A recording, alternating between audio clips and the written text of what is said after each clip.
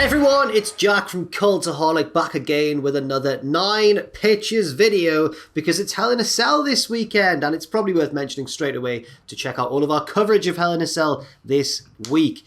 I'm joined by Ross, and I'm joined by an impassioned, an angry Andrew Hodkinson. Oh, what are you doing me for? You dirty man. Look Andrew, at you. so that foul potty mouth of yours, bringing the sophistication and class of Cultaholic wrestling to the very bottom drawer. So for anybody who doesn't quite understand, I've seen a few comments saying, what's this Andrew situation about? So for anybody who's not been following along, I mean, it's all subjective, but Adam Pacitti, I think we've since learned, framed Andrew for defacing the office, throwing Yorkshire puddings at it. Andrew has since been proven innocent, but Adam kind of stirred up a bit of a campaign of hate against him, and Andrew just had enough on this week's Twitch stream. You had enough, Andrew. You went on a bit of an outburst, didn't you? Just the things he's been saying about the people, just the viewers, the subscribers we've got. It was deplorable. Let me tell you that, and I felt sick to my stomach. And all these things he's been saying, all these rumors he's been spreading about this, that, and the other, smashing me over the head with a picture frame. It just bubbled over, Jack, and I was just ready to go. Shades of Jack the Jobber circa 2016. Ooh. It's I can feel sort of changes in the air, but it'll all be decided at Hell in a Cell because you are taking on Adam Pacitti in the predictions contest. The loser will have to, I don't know if we've revealed what the loser's going to have to do. Well, yeah, we have. Oh, we have. The loser will have to undergo the traditional Hell in a Smell punishment. Whoa! Oh. Do you know what that is, Andrew? What? Do you know the severity of what you're walking into here? I actually do, and I'm actually very scared. 24-hour live stream where you can't sleep, otherwise you'd be violating YouTube's terms of service. Oh no.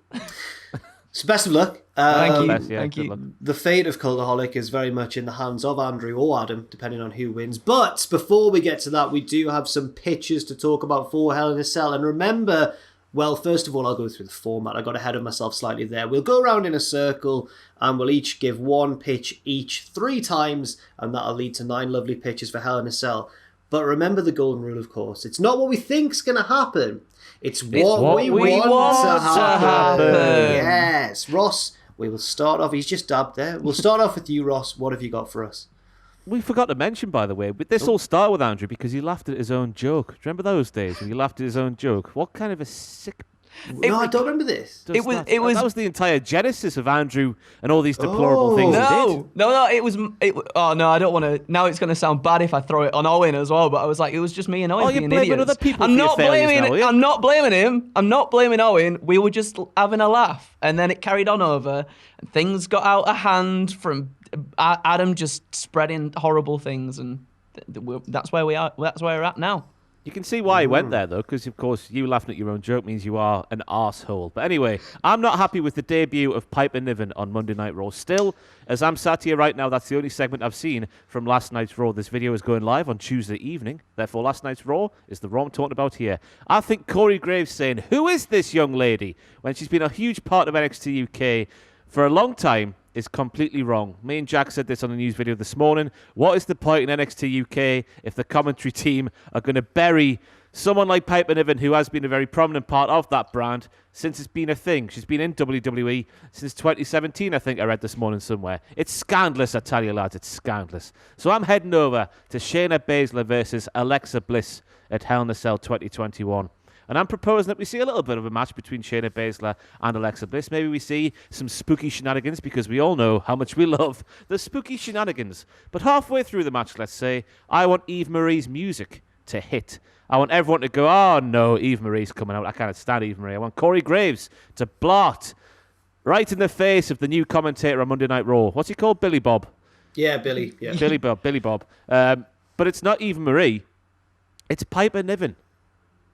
Named as such, Piper Niven. Oh my God, look, it's Piper Niven, who's worked for this company for going on 5 years at this point. She saunters her way down to the ring, mocking Eve Marie's mannerisms. Oh, she's making Eve Marie look like a right mug, I tell thee. I've gone Yorkshire. It's rubbing off on me. Join us. She gets in the ring. She rips the head off of Lily. She says, "What the hell is this, Pash? You're a stupid doll. WWE, please be better in your creative endeavours, will you?" That's a direct quote there from Piper Niven as part of this pitch. She absolutely dominates both Shayna and Alexa Bliss. She like proper brutalizes them. Like there's blood, there's all sorts of bodily fluids coming out of Shayna and Alexa Bliss. That's how much Piper Niven has beaten them down. She walks over to the commentary team. She looks at Corey Graves right in the eye, and she puts that prick through the announcer's table. If Corey Graves is able to take such a bump, if he's not, I'll accept just a swift hoof to the nads. Because of concussions and whatnot. She shouts, "Who's this young lady?" "I'm Piper Flippin' Niven." That's hard to do with the Scottish accent, but you know what I'm trying to do. The PG version of that there ICW chant that they seem to do for a lot of people, didn't they, Jack, back in the day? Yeah, I think Piper Flippin' Niven. Yeah. I'm just alienating all of Scotland right here. She then gets on the mic and she gets in the ring. She said, "Eve Marie, you're a bloody Ned." Which I've looked up, and that's a derogatory term in Scotland applied to hooligans, louts, or petty criminals. I would class Eve Marie, in terms of wrestling, as a lout. "I used you to get on the Raw roster," Piper Niven says. "Yeah, crap in the ring, probably. We don't know. We haven't seen you, Eve Marie. But I assume since you needed me, you're a bit still rubbish at the wrestling. So you're absolutely buggered without me because I've used you to get on this roster and now I'm casting you off to one side. I don't need you. I'm all on my own now." She then lambasts the ignorance of the commentators, running them down for not knowing who she is, even though she's been there for going on 5 years. As I said earlier, she takes us through all the titles, everything she's been through. She just... You know, we were saying this morning, Jack, weren't we? Piper Niven has travelled the world. She's done everything twice. She's held titles everywhere. Mae Young Classic, NXT UK. She's done it all kinds of matches, everything you want to do as a wrestler. She's done it. She doesn't deserve "Who is this young lady?" That was a load of rubbish. We then go fast forward through, I presume, to later on the night where we're seeing Rhea Ripley versus Charlotte. She then beats up the winner, because Piper Niven is really hard and really strong, and she's not some ditzy, naive sidekick that we've never ever seen or heard from before. Yeah. So there's my pitch. In a night, we make Piper Niven a serious threat in the Raw Women's Division, because God knows we need one in the Raw Women's Division.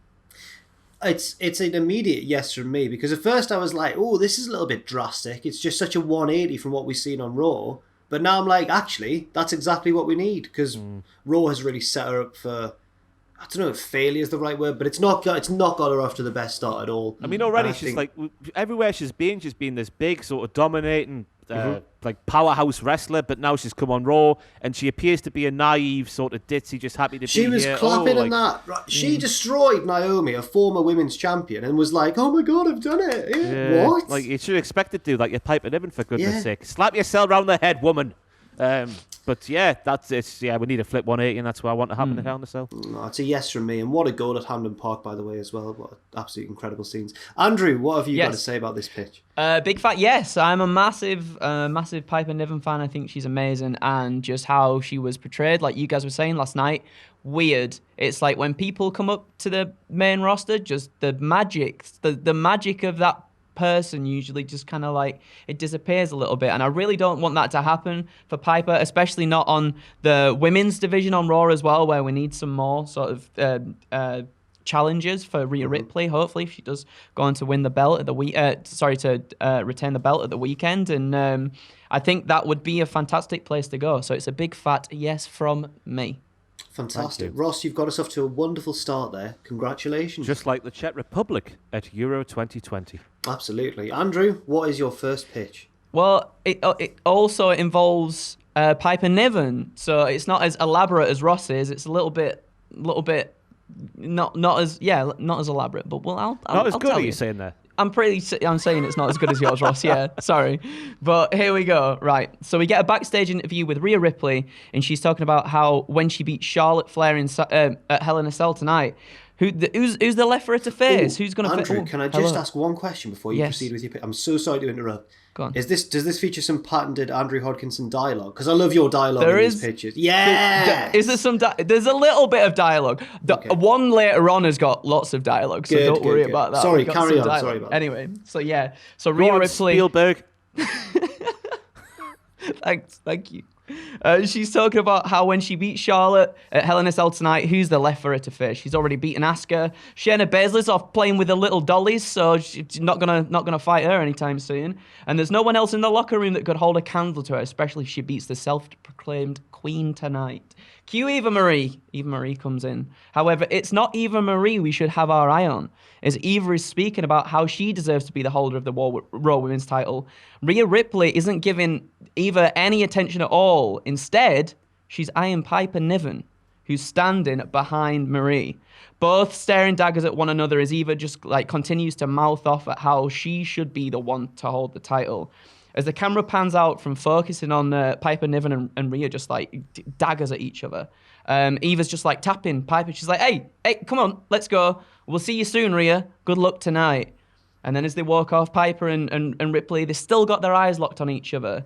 And as Piper passes by, just both of them smirk at each other. And I'm like, come on, let's just set this up. Let's get the ball rolling on this, because both of them have had, I think, a singles match, but 2 singles matches in NXT UK. Piper's won one, and Rhea's won the other. Oh. And I think as well, Piper was like, I'm the most dominant force in NXT UK, and that's when Rhea Ripley came out at I think that was the first match that they had with each other, and they battered each other, and it was a great match. And I think you could pull little bits from that storyline, bring it into this, and just make it, give it to me, please, because I think it would be a fantastic match. And again, let's try and get Piper Niven away from all this Eva Marie stuff, please, and make her a force of her own. Yeah, I like it. It's less extreme than Ross's, definitely. Yeah. But at the same time, it's along the right lines as well. So I'm going to give it a yes, I think. Thanks. Just found something on my neck. Oh, I thought it was a fly. It's not. It's just a bit of the cushion. Okay. Oh, wow. I'm glad you're okay, Jack. Yes, I agree. It needs to happen, doesn't it? It's we know why it's happening. It's because, obviously, the set of eyes who are booking Monday Night Raw belong to Vince McMahon. And Bruce Pritchard will be telling them what to do and stuff. And historically, yeah, that's just what they do, isn't it? That's just what they do. They just don't treat people seriously, do they? When they're slightly bigger, let's say. So it's a shame. It shouldn't be a thing, but it is. And yeah, it needs to change. So I agree, Andrew. A nice pitch there. Well done. Thank you. Very good stuff. It's my turn now, and I'm going to change track slightly and go to the Hell in a Cell match between Roman Reigns and Rey Mysterio. Now, we all know that Roman Reigns is going to win this match. It would be a massive, massive shock. One of the biggest upsets ever if Rey Mysterio was to beat him. So I think the drama needs to come from elsewhere, not the result of the match, but something that happens in the match. And what I'm saying here is that I think Dominic needs to go for a ride off the top of the Hell in a Cell structure. Yeah, I know. And I feel like, even though sometimes we do quite outlandish pitches, I feel like this one isn't too far from a possibility, just because there's no crowd there. They can make it really safe if they want to. They did a similar spot on last week's SmackDown, where Dom got thrown over the top rope onto presumably a crash mat, and I think they could work it so that it looks really scary, but is actually safe at Hell in a Cell. So I think just your standard sort of setup, Roman's being really mean to Rey, he drags him up to the top of the cell, he's going to throw him off, Dom runs out to make the save, so Dom ends up being the one thrown off the cell. Rey obviously goes mad, has a bit of a comeback, but Roman wins in the end, and he's just absolutely decimated the Mysterio family. I don't know what this means for the tag team titles, admittedly. I don't know what that means there, because Dom is still one half of the champions, and he would have to be off for a while to sell the injury. That doesn't matter. Rey can just beat everybody, because that's on his own these days, aren't they? That is true. That is true. So yes, that's mine. Dominic gets destroyed at Hell in a Cell, but in a safe way because of the advantage of not having a live crowd. Yeah. Because I was trying to think of like a way to do something with the cell, obviously, like getting thrown off or put through stuff, but like that would be really cool. And I think with Dom being a younger boy, I think he could probably, not that I'm saying chuck him straight off top at cell, because that would obviously, it hurts people, but I think it makes more sense for it to be Dom, I think, as well, and that gets Mysterio riled up because you're putting your hands on my son and all that kind of stuff, and yeah, I think that could be really cool. So yes, yeah, I think we're either going to see something like that or something where Roman tries to, the only two despicable things I can think that Roman could do would be that or something to do with the mask. Maybe he goes for the mask or whatever. But I think the Dom one has legs in it, definitely. But or Ross, he could what do you think? Do Shades of Undertaker at WrestleMania with Big Boss Man. Try and hang him. Yeah, you could do that. Why not? Why not? This is the one chance I think they've got left to really do something that they couldn't do with a live crowd there, because obviously the live crowd would see how it works. So yeah, get him tossed off that cage. I tell thee, Andrew, once again, I go Yorkshire. Make him do a big flip like Chris Canyon way back in the day. I met one of our new editors for the first time, obviously because of lockdown and everything, Joel. And Andrew, he is also a Yorkshireman. They're taking Is he over. actually? Well, he's from West Yorkshire, not North like yourself. Not is wrong there with a that. rivalry there? Is that fine? No, it's fine. We're all one collective. It's good. I had a few beers, and I said, "Is that a bit of a Scouse twang you have there?" And he got very offended straight away. But he is a Liverpool fan. Oh, Despite being from West Yorkshire. he must have been put on to try and impress Owen or something. I don't know. Owen was very impressed there was another Liverpool fan. There might even be more Liverpool than Newcastle fans in the office right now. Anyway, whose turn is it now? It's Ross's second go. There you go. Sorry about that sidetrack there. Right, I just need to say once again, hopefully this pitch has not been made impossible due to what happened on last night's Raw. My pitch is for Drew versus Bobby, and basically I want those two lads to have a really good match. That is my pitch. Nice. Ooh, What okay. would make it? I was joking. All right, okay. Oh, bloody hell. To be honest with you, I was really struggling to come up with pitches today, so that was my initial sort of first draft for a pitch. They have a really good match, full stop. That is my pitch, full stop. Now, they have a really good match, but in the closing stages of the match, I would like to see Kofi Kingston appear at the top of the ramp because, as far as I'm aware, which could have changed last night on Raw, and I hope it hasn't, he's still loosely involved in the title picture a bit. Did that change?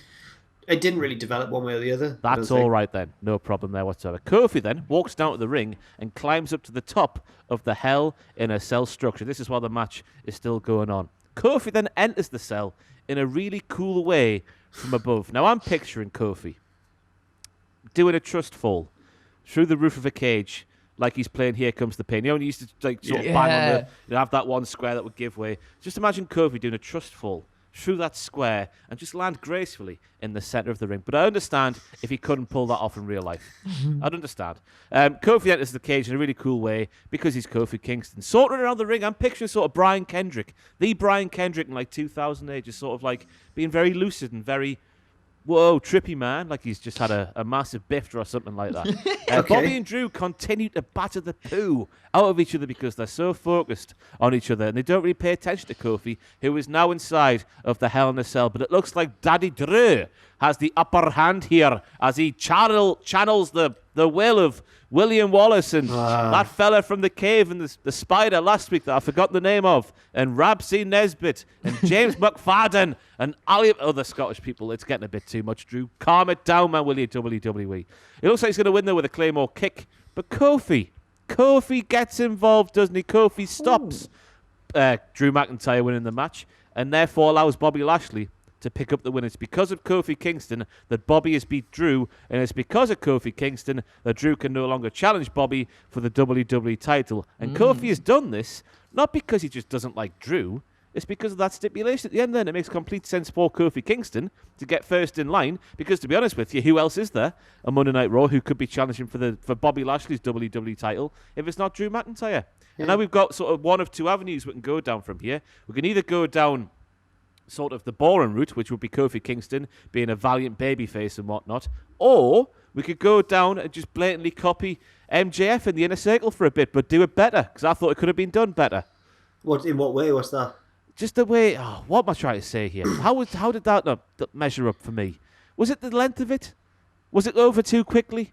Was it something like that? As in Kofi would infiltrate join the Hurt Business and then from the inside bring them down. Yes, he would enjoy the rubs on the chest from those ladies while he sat on those couches backstage, which is all they seem to do, isn't it? They just seem to sit on the couches and they rub Bobby's leg and chest and whatnot.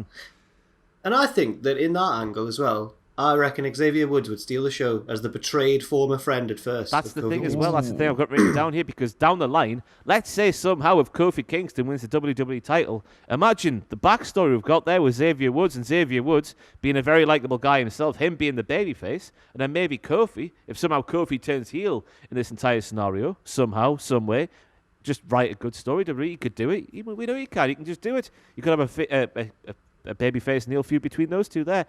Again, I'm a bit conflicted because I've long said I don't want the New Day to ever split up. I just want them always to be a thing and buck that trend that's been in wrestling forever. But who knows what might happen from here, because I'd rather Kofi Kingston do something like this than rather just be a part of just another tag team as the New Day are on Monday Night Raw here in 2021, which is a bit of a shame, but also, I guess, understandable because of tag team wrestling in WWE. But there we go.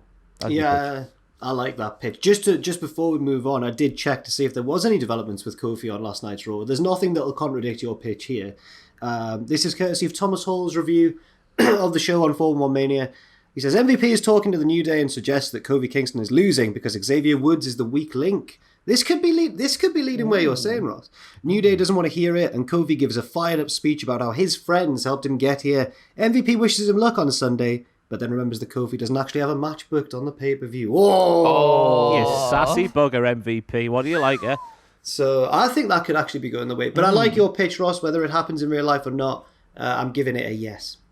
Yeah, it gets a yes from me as well. I'd like to see a heel Kofi, and I would like to see Kofi and Xavier go at it as well. I think that would be really cool. And then I'm a big Xavier Woods fan, so I'd like to see him get sort of his time to shine too on his own. I think that would be really, really cool. And it just adds a little bit more spice to the whole sort of a little bit of spice. A little bit of some of that. Just to the whole a little bit of spice to the whole Bobby and Drew stuff as well. So yeah, I'm all in for that one.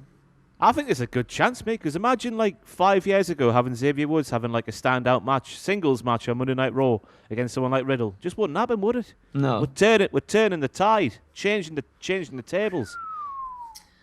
Very good. Like that.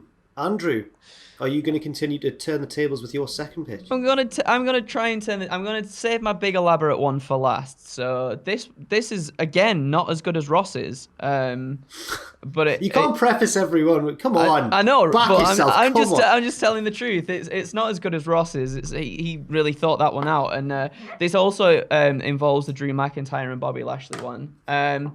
I think we've seen this feud go on just for long enough, and if Drew's to win the title back, I think it's got to be more impactful and in front of a full crowd. And I think we need to see him claw his way back up to that position too, instead of just being like handed it straight away like continuously all the time. So I think I do really want to see Drew McIntyre lose at Hell in a Cell and then not be able to challenge for a little while. So yeah, I propose that we see Drew lose this one here. It's a hard-fought battle, a really good match. Drew gives it his all, but he comes up short and can't reclaim the gold. And as Bobby's celebrating, walking up the ramp with his insert Jack the Jobber, lovely ladies. Wait, start again. Oh, what? Yeah. I called him that in the podcast notes there, but you didn't add a Pacitti impression there. Though. Well, I thought you put a little voice on when you said it. Lovely lady. She's a very sexy lady. Yeah, just like that. We'll take that one. Drew pipes up. He's got a microphone and he pipes up. He's congratulating Bobby on the win. He was clearly the better wrestler tonight. And while some in the WWE Universe might be pleased with this outcome, as they believe for a while now that Drew has worn out his welcome in the title picture, it's time to introduce someone who truly does deserve their shot at the championship. Oh. Someone who has worked hard their entire life to get where they are, only to have the rug pulled out from underneath them multiple times. The build-up here is sensational, Andrew. I'm on tenterhooks. I might get handed opportunities, but this man has earned every single one of them. The lights go out. Ball on the Titantron. Smacking my hat off my head there. Boom on the Titantron. All bask in his glory. Strewn across the Titantron. And the lights return. There's a menacing-looking Keith Lee at the other end of the ramp. He's ready to unleash all the pent-up emotion he's been holding back for the last few months. And he charges towards Bobby Lashley at full speed. And reminiscent of the time he punted Adam Cole all the way into the crowd in NXT, he bulldozes through Lashley and sends him crashing through the Hell in a Cell wall, and it just topples down. Shades of Lashley doing that himself at December to Dismember. There you go, exactly. Wait, right? Was it then? I can't remember when it was. Lashley's done that before. I was against Umanga in a cage. It was against Umanga. He's jumped through, but he did it on purpose then. This would be a nice callback though. I like it. And he sends him crashing through the cell wall. Keith Lee sends a message to the WWE champion, and he's coming for what he rightly deserves a shot at. And then both McIntyre and Lee give an acknowledging nod to one another, and that's the pitch. That's the one. I mean, it's a yes from me, Andrew. Again, you've said it was worse than Ross's. I think it was as good, just different. So I'm going to give it a yes. It's a yes from me. And you crucially, you didn't forget about Keith. And we're all quite guilty of doing that recently. So. We can't forget about Keith. No, you can't. Yeah, I'm fully on board. There's nothing I would love to see more than Keith Lee make a return to the wrestling and be a main eventer challenging for the WWE title. I hope that Keith's okay. It's a very strange situation going on with Keith Lee. I don't know quite what's going on there, but hopefully he's okay. Hopefully he comes back to the wrestling sooner rather than later. And your way, Andrew, is a wonderful way to do it. Thank you. I think we're 100% for yeses so far. My next one, again, like you two, I was really struggling to think of 3 pitches for this card just because there's not that much to really go off. But what I've done is I've taken a situation that isn't actually yet on Hell in a Cell, might be added to the pre-show or something. I'm just going to force it in. So there was a segment on this week's Raw that really, really confused me, and it came so soon after the Piper Niven one that I was just like, what has the state of women's wrestling become? When you look a few years ago, Becky Lynch was the biggest star in the company. The biggest storyline in the company was her rise to the title. Everything was... The main event of WrestleMania definitely didn't feel like they'd just done it to give the women a main event. It felt earned and it felt real. And now it's just all gone downhill. Because what happened, right, if you haven't seen it on last night's Raw... I know, Ross, probably... You said you haven't seen all of Raw yet, so you might not have seen it. Tell me, I can't wait. So backstage, right... Dana Brooke and Mandy Rose are doing a photo shoot, right? And they hear a noise in the background. It's like putting them off. It's distracting them. It's like bumping. And they look over. They're like, what is this? And they walk over. Now, the photo shoot setup is right next to the training ring. And Natalya and Tamina are in there training. And they're like, what are you doing? You're interrupting our photo shoot with your training. I was like, what? And then they have an argument. Natalya and Tamina say, you're all beauty over talent. And then the Mandy Rose and Dana Brooke go, well, you wouldn't be here if it wasn't for your surnames anyway, lasses. So what are you on about? Oh. And then they're like, all right. And Natalya and Tamina are like, all right then, come on then. And then Mandy Rose and Dana Brooke go, all right then. And they get in the training ring. They have a bit of a brawl. Then some refs get in and separate them. I don't know who I'm meant to cheer for. Like, I have no idea who's the good guy in that situation. Is it Mandy and Dana for defying the stereotype that just because they've got looks, they're stupid and they don't deserve it? Because they went in and they were up for it. They were like, no, we'll fight you. Or are Tamina and Natalya the good guys for being the pure wrestlers and not caring about their looks as much as, and not doing the photo shoots and all that? I don't get what's happening.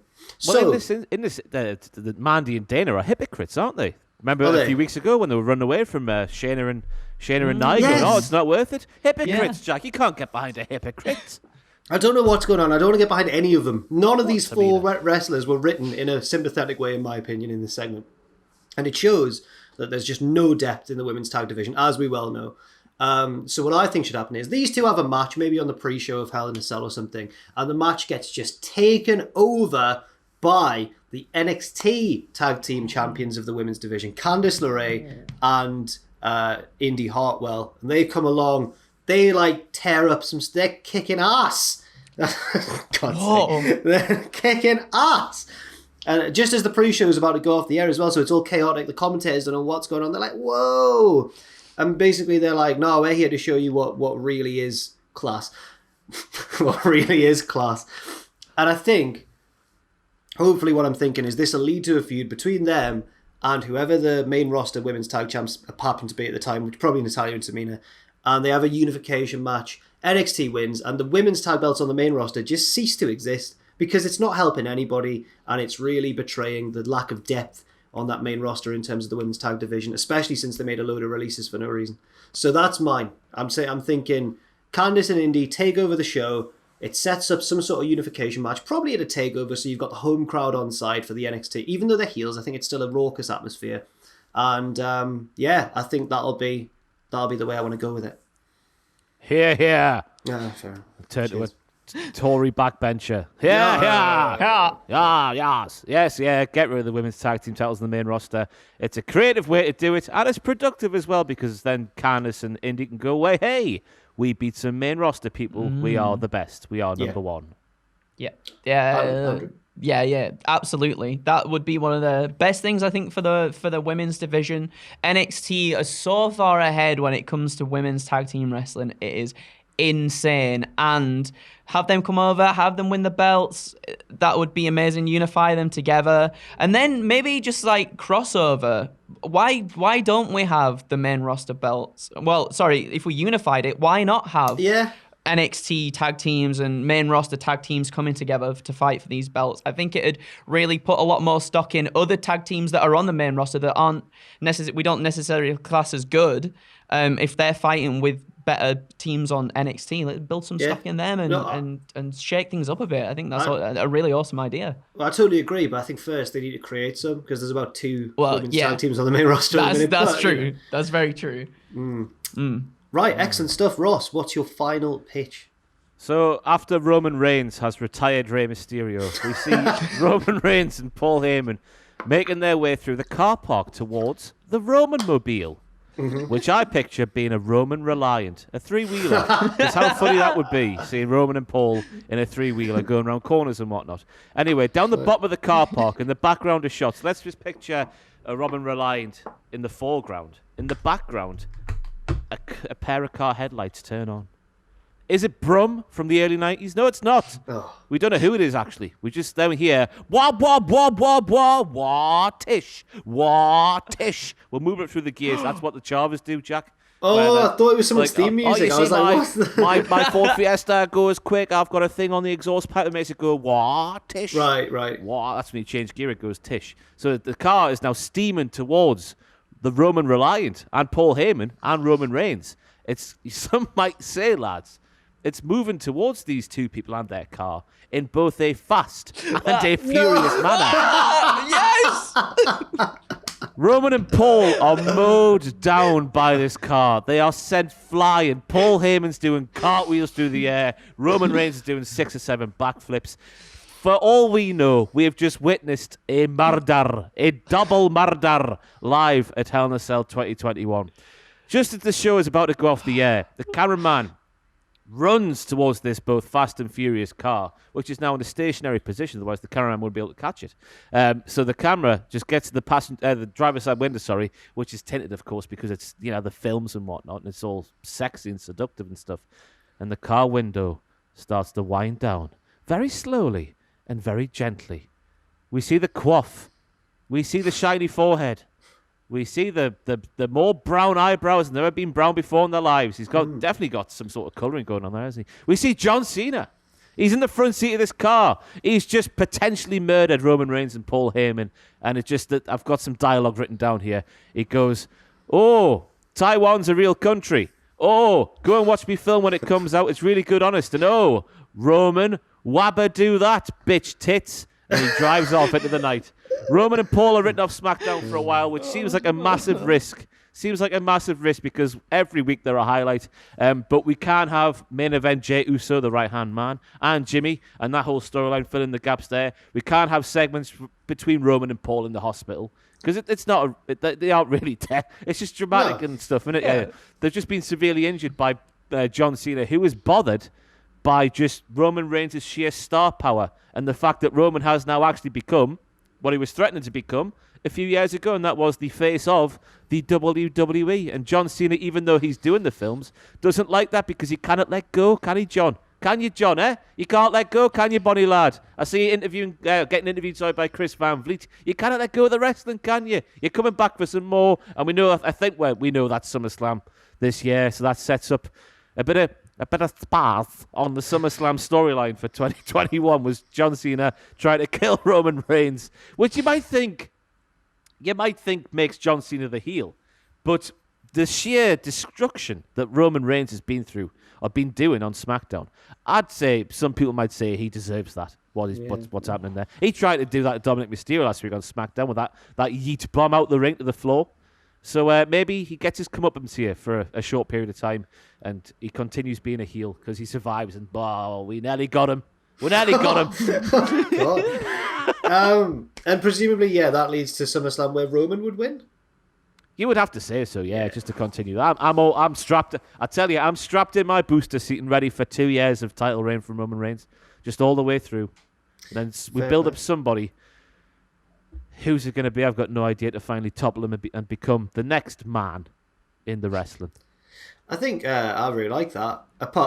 It's outrageous, but I like it. My favourite bit is actually I was going to say the dialogue. Was it the dialogue's your favourite bit? My second favourite bit, and this is going to sound so pretentious, was what was unsaid by the book in there, Ross. By what I mean there is. What it means basically is that Cena's not going to win the Money in the Bank, because I'm really worried that Cena's going to win the Money in the Bank briefcase and that'll ruin the chance to elevate somebody who really needs it. So I like the fact that not only does it set up a huge SummerSlam main event, but it also allows for the Money in the Bank briefcase to happen on Raw, away from this whole situation. So it's a yes from me. Andrew? Oh, you had me at Roman reliant, young man. I sat there for nearly 15 minutes trying to think of car puns and Roman Reigns, and that was as good as I could do. It's not been a good day on the creative front. That's not too bad. I like that. And when you were just, as soon as you're doing that, rants, I was like, oh, it's gotta be Cena. I think that would be so cool. It's a big yes from me. And I mean, like you were saying, Roman's done some horrible things these last few months, and let Cena do something. Who's going to put this man down? Maybe Cena can't even put him down by running him over in a car. It's crazy stuff. This is the thing, isn't it? In a weird way, Roman is that much of a heel. We should be cheering an attempted murder on Roman Reigns. Yeah, exactly. We should be getting behind the babyface here trying to kill the bad man.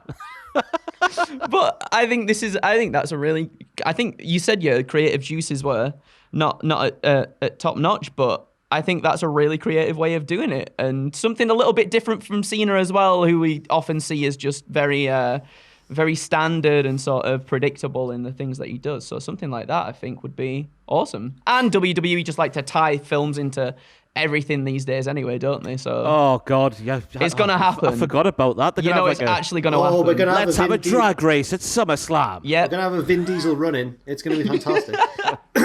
Now, I just feel there, Andrew, what you said is quite interesting, because you were saying that Cena wouldn't normally do something this destructive and dangerous. I feel like he has attempted to do serious harm to people before. Yeah. Just with a smile on his face, so everyone's like, Cena. But do you remember when he buried Wade Barrett under the pile of chairs? Oh, yeah, he pulled the thing down and it all fell. For no reason. The match was over. The match was won. Do you remember when he I think it was against maybe Batista, he had an I Quit match with someone, and he had them in position for an FU, and they quit, and he just did it anyway. He did it. Through the roof of the ambulance or something. And then there was that. And he just went like that, and the crowd were all like, ooh, and then he goes, yay!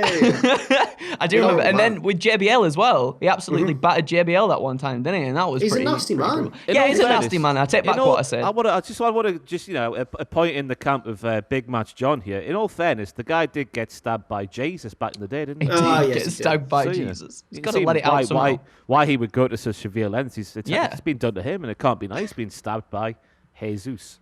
Yeah.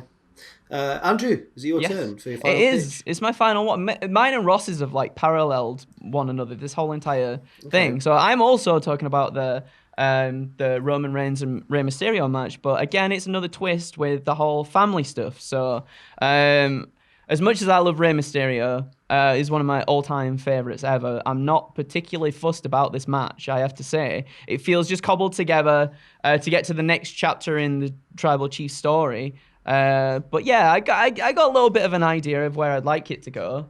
So the match starts straight off the bat. Rey tries to get some flurries in. He's furious at Reigns for what he's done to his son, just powerbombing him out of the ring and stuff. He's got a kendo stick in hand, and he takes it to Reigns, but it's no use. Reigns has just had enough of all this. He doesn't see Rey as a threat, and with each thwack of the kendo stick, he's just getting more pumped up.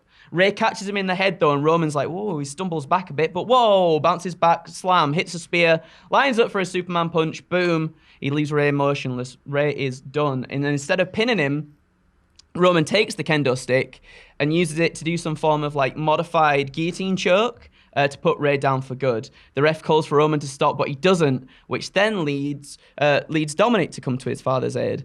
But again, much like SmackDown from last week, it's no good. Dominic is just overpowered by Reigns, who powerbombs him into the wall of the cell multiple times. You get him up, whoa, and then chuck him out the ring, and he bounces off cell wall and all that kind of stuff. And he does it multiple times, throws him back into the ring, and in similar fashion to last year's Hell in a Cell, he grabs the steps and he places it over the top of Dom. He ties Rey up in the ropes and tells him to acknowledge him, or his son is never going to wrestle again. Oh. Rey's frantically, he's trying to escape, he's kicking and screaming that he acknowledges Roman, but Roman smirks anyway. He grabs a chair, he slowly makes his way over to Dom and raises the chair. He's ready to strike when Jimmy runs in to stop the onslaught. Jimmy gets in the face of Reigns and he starts screaming, "Where's your honor? Where's your code? You say that we're embarrassing the family, but look at what you do. People acknowledge you and you still treat them like SHIT, just like my brother, your cousin." Roman lowers the chair. Roman's had enough of the disrespect from Jimmy over the last few weeks. You want to be the head of the table? You want to make the tough decisions I make? You want to provide for this family? Then stop shaming us and show me what you can do. Show me you're hungry enough. Show me that I don't have to carry the weight of the family and this company on my shoulders, and take that from me right now. And Roman points to the Universal Championship. It seems as though the match is scheduled between the two. They butt heads, they're nose to nose, they're about to throw down. But then, whoa. Jay comes flying in. Woo! He squares up to Reigns. He's getting in Reigns' face, but then no, he turns around. He turns to his brother Jimmy. And then Jay goes on to say, look, if it wasn't for you, Jimmy, if it wasn't for you getting involved in my match at last year's Hell in a Cell, this might not have happened. I might have become the new Universal Champion. You cost me that. You cost our family. You're the reason that this is happening right now. So, hey, you want to save the family? You want to save me? You take the title and you put a stop to all of this. But if you lose, you put up, you shut up, and you do as the tribal chief demands. It's as simple as that. I'm sick of this drama. And then Jimmy's hesitant. He accepts the challenge. He wants to be beside his brother. He wants to do everything he can to protect him from Reigns. He goes to embrace Jay in an emotional moment, but he sees Reigns charging towards them both. Jimmy pushes Jay out the way. Bosh, done, spear. Just like that. 1, 2, 3. Reigns has retained the title, and he gains a new member at the table. That's the pitch. Convoluted, I know. Long. That I belongs apologize. on some sort of stage, not a wrestling ring. It's like Hamilton. Now, Richard and Judy. yeah, I like it generally, but it's the ending that I don't know if does that feel a bit cheap? Have we just been robbed of a match between the two, a full match? Could that be at a later date? I don't know. That's a good point. I don't know what to do. I'm gonna give it a yes anyway. But it's like there. Oh. It's like that. Yeah. Like, oh, I'm not fully teetering. convinced, but Teetering. I think the positives outweigh the negatives there. Okay, thank you. I think it's a yes. Anything that benefits Roman Reigns at this stage, I'm fully on board with, and that benefits Roman Reigns quite severely. Well, I guess as well, like, the idea of the push is, like, Jimmy's still trying to save Jay, and Jay's very conflicted about this anyway. So, like, Jimmy pushes Jay out the way, and he takes the spear. Otherwise, Roman was going to, like, spear them both anyway, and then just go for the cover. Do you know what I mean? Like, because he's an opportunist. He's thinking about this. Like, oh, like, Jimmy's not paying attention. I'll get them both. Then he's down. But then he pushes, like, Jay out the way, and then Jimmy gets clocked. And then Jay can be like, oh, actually, maybe my cousin is a big, nasty man, and I should start thinking about these things a little bit more. I don't know. I didn't put that in there, but that's what I just thought now. Whoa, crazy. There's various avenues it can go. Yes. Yeah. That's exciting. We're still on for all yeses, so the pressure's on now. My final pitch happens before the main event of the show. So we're in just a seemingly innocuous gap between the penultimate match and the final one. It's one of the two Hell in a Cell matches, Lashley and Drew or Roman and Rhea. And someone comes out and takes the show hostage and says, oh, stop. Locks himself in the cage, says, oh, this isn't going ahead until I get what I want. And it's a man who was very upset recently with how things panned out at the weekend. It's William Regal, who just is sick of the destruction in NXT, and as it turns out, he's upset enough about it that he wants to hijack this show and say, look, things need to improve, my working conditions need to improve. Regal will do a far better job of this than me, because he's actually a really good actor. And he says, look, this needs to be sorted out right now. Vince McMahon struts on down, he's like, get out! And Regal's not getting out, and Vince, like, bull cutters, unlocks the cell, gets in the ring. Regal's like, come on then, come on! Shane McMahon's music hits, he dances out to back up his dad. It looks like they're going to beat him down 2-on-1. Vince is like, we'll make this match official, damn it. And then Regal gets on the mic and says, I've got a tag partner. Boom! Time to play the game. Here he comes. He's out. And suddenly we've got a tag match. It's Triple H and William Regal against the McMahons. And essentially, like, Triple H and Regal just destroy them for like 20 minutes. It's just them just destroying. It's like sledgehammers and all sorts. And that's it. That's my pitch there. And Regal gets what he wants. I don't know what that is. I mean, I don't know what. We'll worry about that on NXT the next week. Like Triple H has found a newfound respect for Regal from fighting alongside him and stuff, and he's like, but I don't actually know. I don't actually know what Regal's problem is. There were just a few backstage brawls. That's a bit weird. Yeah, but he's been like, kicked by Adam Cole and all sorts of stuff as well. He always gets caught up in the middle of things. People are always just not listening to him. Bless him. He's a good lad. Listen to William Regal. The lizards might be kicking off at home. That might be the issue. Yeah, what's going on. He keeps them, doesn't he? He's got lizards, hasn't he? I forget what I think one might be called Larry. I don't know. Might have just made that up. I did watch some Practical Jokers last night. Anyway, so that is my pitch. It's an impromptu tag team Hell in a Cell match between those 4 guys. Made it so close. 8 serious pitches, and then 1 silly one right at the end. To be honest, I like the start of it. I like when William Regal comes out on the main roster and says, "I'm not happy about NXT. Let's change some things now." Do I want to see Shane McMahon and Vince McMahon tag up here in 2021? Yes. Yes, I bloody do.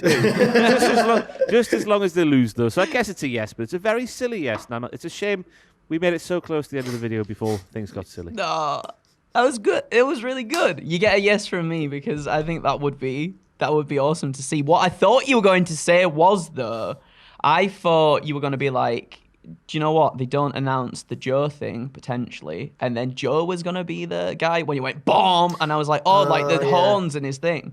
And I would have been more on board if it was Joe, I think. But it makes more sense for it to be Triple H, though, I guess, because of the whole family stuff and NXT, obviously. I think you're right. I think it makes more sense to be Joe, but I'm keeping it. You keep it like that, like but Triple it still H, gets just like Triple H. Yeah, it still gets a yes from me because who doesn't want to see Vince and Shane get battered for 20 minutes in a Hell in a Cell? Give it to fantastic. Thank you very much, and I'd just like to issue an apology right now for ruining the sort of the gravitas of this series by just slipping one silly pitch in right at the end there. I was just thinking there. It's been the last few pitches videos. I've been like straight down the middle. I've not done any silly ones like George and the chips in the cage. Oh yeah, that one. Yeah, that was good. Do you remember that period of time where it was just all silly? We just probably turned off a load of people from watching the series. It jumped the shark for one of the Saudi Arabia shows because I think Sam did like a 30-minute it was too silly. It was too absurdist. It was like reading it's like reading a Thomas Pynchon novel, but I don't know if that'll resonate with. Doesn't matter. Right, straight over my head, that one. It was very absurd. But now we're back on track with a little bit of silliness thrown in, and I think that really is. A little bit of spell. What's that? What was that? A little bit of spell. Would you like a sweater? Is this going to be Chris Eubank? Would you like a sweater? Have you seen, Greg Davies, the comedian? I think that's what my impersonation is. An impersonation of Greg Davies doing Chris Eubanks. Because he just ends up sounding more like Nelson Mandela. You see it when he does it to Chris Eubanks? I forget what show it's on. Oh my God. Chris Eubank comes out, and I've never seen a 6'9" man so scared, or however tall he is. Yeah. I mean, if you're going to be scared of anyone, Chris Eubank was quite a hard man, notoriously. But back to the point at hand, if you are like one of a regular viewer of this series and you have a friend who used to watch it but got turned off by the silliness, tell them that we've gone back serious again. Also like and subscribe and leave a comment that just says, I enjoy this video. That's the best free way you can support Cultaholic is by liking the video, subscribing to the channel, and just putting I like this video, full stop. Honestly, it's true. Fair enough. Is that what the algorithm dictates? I've been doing some reading, me. Wow. About YouTube and stuff. It's about time. Being like 5 years. I was about to say we've been doing this for long enough. And I still don't know anything about it. It's a deadly serious thing. It's the best free way you can support Cultaholic is by liking it, leaving a comment that's like, I like this video, I like this presenter, something like that. Nice. Excellent stuff. Well, thanks very much for joining me in this Pitches video, Andrew and Ross. Ross, I'll go to you first. Have you got anything exciting in the works for the near future?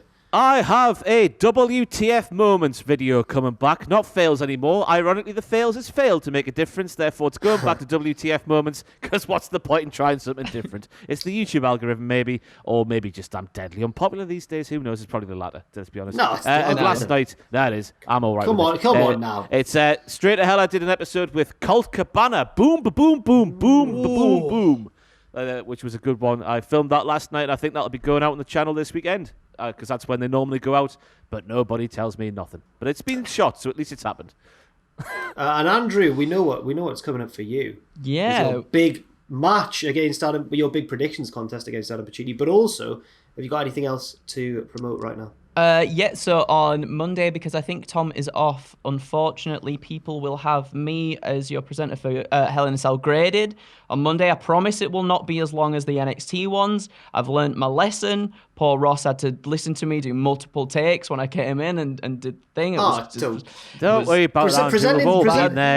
Presenting's actually harder than it looks. Yeah, especially when you're on your own in front of a camera. It's hard. It's the silence, isn't it? You don't know if you're saying the right things or not. We need to do a video. We need to do a video where we all talk about what it's like to present, how hard it is. No. Anyway, sorry, carry on. But yeah, so we've got that. Obviously the predictions against Adam. So fingers crossed, we win out in that one, and we send the naughty man to the smelly dome.